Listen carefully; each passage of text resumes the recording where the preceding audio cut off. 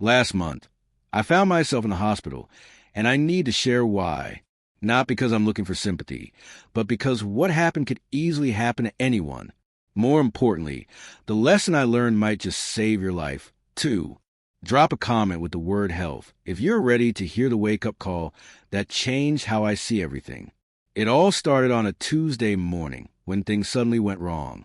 I was in my office, going through emails like I always do, when the room began spinning. The words on my screen blurred together, and I felt like I might throw up. At first, I assumed it was just exhaustion. For 3 straight months, I've been working 18-hour days, running on maybe 4 hours of sleep, and eating whatever was convenient, mostly coffee and whatever snacks showed up in meetings. But this time felt different. I tried to stand, but my legs gave out. My heart pounded so hard I could hear in my ears, and I couldn't catch my breath. A crushing weight pressed down on my chest, as if someone was sitting on me. My hands shook uncontrollably. I reached for my phone to call for help, but my fingers wouldn't work. Even dialing a number became impossible because my vision was blurry and my movements uncoordinated. 10 minutes later, my assistant walked in and found me slumped over my desk. She immediately called an ambulance. I tried to insist I was fine, that I just needed a moment, but the words came out slurred and confused. Embarrassment hit me harder than fear. I'd always been the person in control, yet now I couldn't even speak clearly or sit upright. Strangely, I was still worried about afternoon meetings and letting people down. When the paramedics arrived, they rushed to check my vitals. My blood pressure was dangerously high, 180 over 120. My heart rate was erratic, alternating between racing and skipping beats. They explained that I was showing severe stress and exhaustion symptoms, the kind that could lead to a heart attack or stroke. One of the paramedics, a woman in her 50s, looked me straight in the eyes and said, "Sir, your body is in crisis mode. We need to get you to the hospital right away." That's when reality sank in. I wasn't invincible. My body wasn't a machine that could keep running without proper care. Inside the ambulance, I drifted in and out of consciousness. The only thought circling in my mind was how careless I had been. I constantly preached about maintaining equipment, following safety measures, and planning for the long term. Yet I had ignored those very principles when it came to my own body. My thoughts went immediately to my children, to the memories I still want to create with them, and to the people who relied on me both personally and professionally. What if this had been worse? What if I had collapsed from a full heart attack at my desk and never gotten up, all because I was too stubborn to take care of myself? The emergency room was a blur. Nurses and doctors surrounded me, running tests, blood work, heart monitoring, brain scans to rule out a stroke. Their urgency alone told me how serious the situation really was. The doctor overseeing my case was Dr. Sarah Chun. She didn't sugarcoat anything. Her bluntness may have been the very thing that saved my life. "Mr. Musk," she said firmly, "your body is shutting down. Your cortisol levels are dangerously high. Your blood tests show severe dehydration and malnutrition. When was the last time you ate a proper meal or slept through the night?" I couldn't even recall. That's how far gone I was. She pulled up my results on her tablet, pointing at numbers that looked meaningless to me but clearly alarmed her. "Your stress hormone levels," she explained, "are comparable to what we see in soldiers coming back from combat zones. Your body believes it's been under constant threat for months. Dr. Chin diagnosed me with acute stress reaction, my body's way of forcing me to stop before something irreversible happened. If you had kept going like this," she warned, "a heart attack or stroke could have struck within weeks. You're 53, not 25. Recovery from stress and sleep deprivation takes longer as you age. You cannot keep abusing your body and expect it to keep functioning." That statement shook me more deeply than any business failure I'd ever endured. Dr. Chin broke down something that no one had ever explained to me so clearly before. Stress, she said, isn't just a mental feeling of being overwhelmed. It's a physical process that impacts every single organ in the body. When you're constantly stressed, she explained, your body produces hormones like cortisol and adrenaline. They're designed to help in short-term emergencies. But when those stress hormones stay elevated for months, they begin destroying you from the inside. She drew a simple diagram showing how chronic stress wreaks havoc, damaging the heart, blood vessels, immune system, digestive system, even the brain. With stress this high, she continued, you're more likely to catch infections, develop injuries, sink into depression or anxiety, and suffer cardiovascular problems. Then she gave me an analogy I'll never forget. Think of it like driving your car engine in the red zone. You might squeeze out more speed for a while, but you're burning the engine out, and eventually it will fail completely. That explanation hit me harder than all the prior advice I'd brushed off about work-life balance. Suddenly, the risks were real, not abstract. I spent the next 3 days in the hospital. Those days were filled with forced rest, for fluids to rehydrate me, nutritious meals on schedule, and hours of reflection about what had brought me here. The first night was the toughest. I kept wanting to reach for my phone, check emails, respond to messages, cling to the false sense of urgency that had run my life. But the nurses had strict orders. No work, no stress, only rest. By the second day, something remarkable began happening. For the first time in months, my mind actually felt clear. Problems no longer triggered panic. Conversations flowed without me glancing at the clock. It was as if I had been living in a fog of exhaustion for so long that I had forgotten what normal even felt like. During my stay, I started opening up to other patients and hospital staff about stress and overwork. What I heard surprised me. Nearly everyone had their own story of pushing too hard and paying the price. For some, it meant constant fatigue and frequent illness.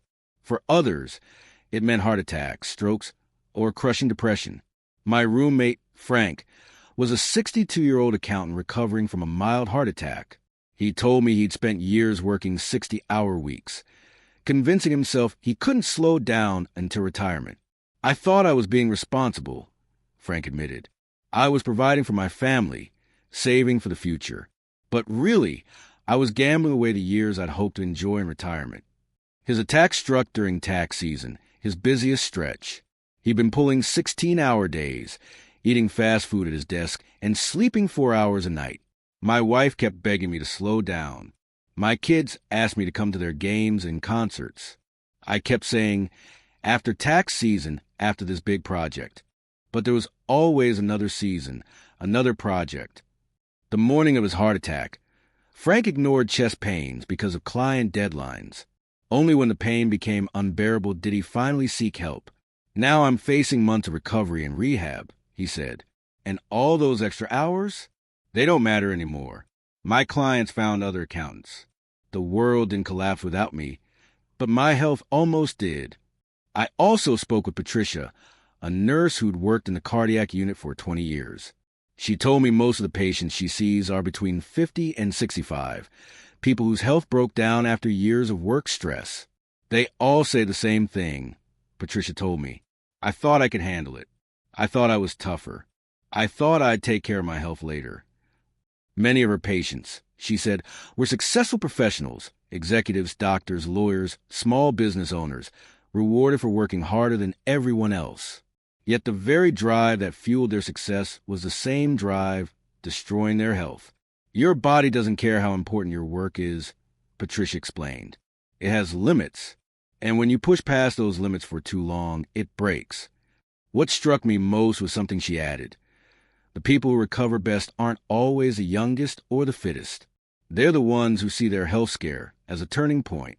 The patients who go right back to old habits, Patricia said, often end up back here within a year. But those who truly change, who set boundaries, prioritize health, invest in relationships, they often say their heart attack was the best thing that ever happened to them. On my second day, Dr. Chin brought in cardiologist, Dr. Rodriguez, to explain the long-term risks if I didn't change my lifestyle. He was in his 60s, speaking with the authority of someone who had seen far too many preventable tragedies. The human body, he said, is remarkably resilient, but not infinitely resilient. Every day of chronic stress, poor sleep, and bad nutrition causes small, invisible damage. Over time, that damage builds until it reaches a tipping point. He showed me charts of the cardiovascular system under chronic stress. Blood pressure rises. Arteries swell with inflammation. The heart strains to push blood through narrowed vessels. Slowly, this leads to heart disease, strokes, and even organ failure. The good news, Dr. Rodriguez told me, is that much of this damage can be reversed if you act now. But if you don't, you're heading towards serious events within just a few years. He described patients who ignored early warning signs like mine. Some suffer heart attacks in their 50s. Others had strokes that left them permanently disabled. Many developed diabetes or chronic conditions that cut their quality of life in half. The tragedy, he said, is that most of it is preventable. Simple lifestyle changes make all the difference. But too often, people wait until a crisis forces them to act, and by then it's often too late. On my third day in the hospital, Dr. Chin introduced me to a man named Robert, age 78. His story was almost identical to mine, but it happened 23 years earlier. Robert radiated energy. He was clear-eyed, confident, and moved like someone decades younger. I was just like you, Robert told me. I thought I was invincible. I thought I could take care of my health later, after building my career and securing my family's future. At 55, Robert collapsed from exhaustion and stress, suffering a mild heart attack. He spent a week in intensive care. His doctors warned him bluntly, without major changes, he might not live to see 60. That was my wake-up call, he said.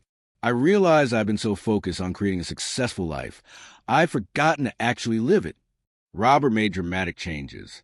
He reduced his work hours, started exercising daily, learned to cook healthy meals, and prioritize sleep. He also began valuing relationships and hobbies that brought him joy instead of chasing constant achievement. The amazing thing, Robert said, is that my work actually improved. I had more energy, better focus, clearer thinking. I made smarter decisions because I wasn't always in crisis mode. Now retired for 13 years, Robert was still healthy and active. He volunteered, traveled with his wife, enjoyed time with his grandchildren, and pursued hobbies he once neglected. I've had 23 extra years I wouldn't have had otherwise, he said. Years of health, family, and real happiness. That heart attack was the best thing that ever happened to me, because it forced me to learn what truly matters. Robert's story filled me with hope, but also forced me to confront how much time I had already wasted ignoring my own health. How many years had I worked at half my potential because I was always exhausted? How many precious moments with family and friends had slipped away because I was too stressed or distracted to be present? I also met Margaret, a 67-year-old woman visiting her husband in the cardiac unit. She told me she had made her health a priority after watching loved ones suffer from chronic stress-related illnesses. I decided I wasn't going to wait for a crisis, she said. I saw what happens to people who put health last, and I chose to be proactive instead of reactive. Margaret developed what she called her non-negotiable health habits. Exercise, proper meals, and enough sleep weren't optional. They were scheduled and protected like important meetings. I treat my workouts, my meals, and my sleep just like business commitments, she explained. They're not extras I do when I have spare time. They're the foundation that makes everything else possible. She went on to explain how prioritizing her health actually made her more productive. When I'm rested and healthy, I can do more in 6 focused hours than I used to in 10 exhausted hours, she said. But it wasn't just about productivity. Margaret described how her relationships had improved, too. When I'm not constantly tired and stressed, I'm more patient. I listen better. I'm truly present with the people I care about. Listening to Margaret made me realize something profound. My hospital stay wasn't just about me. It was also about the example I was setting, especially for younger people who might think sacrificing health for success is admirable. The truth is, it's not admirable. It's not necessary. And it's definitely not sustainable. By the time I was discharged, I had a notebook full of lessons. But more importantly, I had a new perspective. I realized that neglecting my health wasn't just a personal failing. It was a ripple effect. When I was exhausted and stressed, my work quality suffered. My colleagues had to pick up the slack. My team received less guidance, and projects stalled because I wasn't at my best. At home, my family got only fragments of me. I was physically present, but mentally elsewhere, too tired, too distracted, too short-tempered. The people I loved most were paying the price for my choices. And then there was the biggest realization of all. My future was on the line. If I continued down the same path, I might not be around long enough to enjoy the life I was working so hard to build. Success, wealth, recognition, all of it would be meaningless if I didn't have the health to experience it. One conversation with Dr. Chun kept echoing in my mind. She had looked me straight in the eye and said, "You cannot outsource your health. You can delegate tasks, you can hire help, you can even automate parts of your business. But your body, that's yours alone. If you don't take care of it, no one else can do it for you." That truth struck me harder than any diagnosis. For years, I had treated my body like a machine that could run endlessly on minimal maintenance. But even the best machines break down when pushed beyond their limits. Walking out of the hospital, I promised myself that this was my turning point. Not a temporary adjustment, not a detox week, or a quick reset, a permanent shift. Because this time, the cost of going back to old habits was simply too high. In the weeks that followed, I began to rebuild my life, this time with health at the very center. The changes weren't easy, but they were necessary. I started with the basics: proper sleep, balanced meals, and daily movement. At first, my body resisted. Years of neglect don't reverse overnight.